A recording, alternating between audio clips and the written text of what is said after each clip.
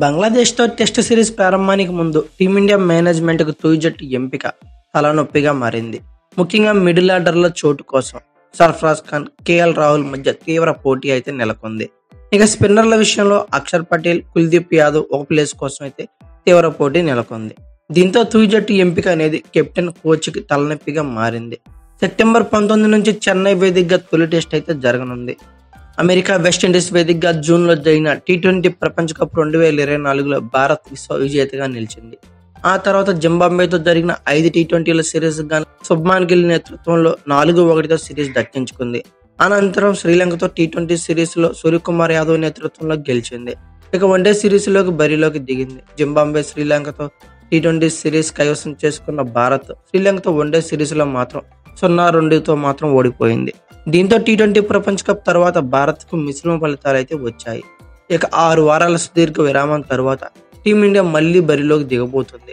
బంగ్లాదేశ్తో test series ఈ నెల 19 నుంచి ప్రారంభం కానుంది.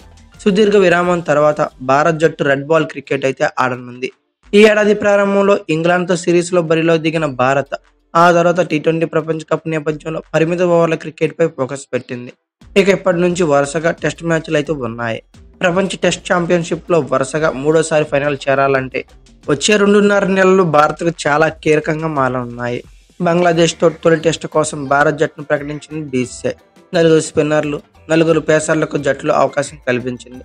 దీంతో తుది జట్టులో ఎవరుంటారనేది కొంచెం ఆసక్తికరంగా మారింది. ఇటీవల పాకిస్తాన్ దాని సొంత గడ్డపైన టెస్టుల్లో 2-0తో క్లీన్ స్వీప్ చేసిన బంగ్లాదేశ్ మంచి జోష్లోనే ఉంది. దీంతో భారత్ కూడా అప్రమత్తమైందనే చెప్పుకోవచ్చు.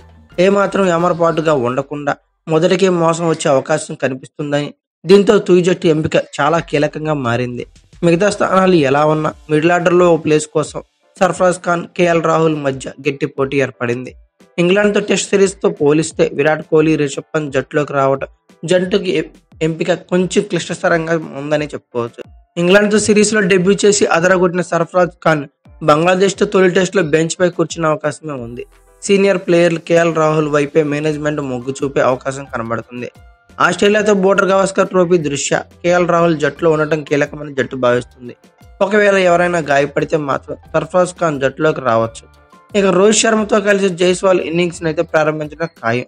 ఆ తర్వాత శుభ్మాన్ గిల్, విరాట్ కోహ్లీ, కేఎల్ రాహుల్, రిషబ్ పంత్ వికెట్ కీపర్లుగా రానున్నారు. ఇక స్పిన్నర్ల విషయంలో రవిచంద్రన్ అశ్విన్, రవీంద్ర జడేజా ఫిక్స్. మిగిలిన స్థానం కోసం అక్షర్ పటేల్, కుల్దీప్ యాదవ్ మధ్య మంచి పోటీ అయితే నెలకొని ఉంది.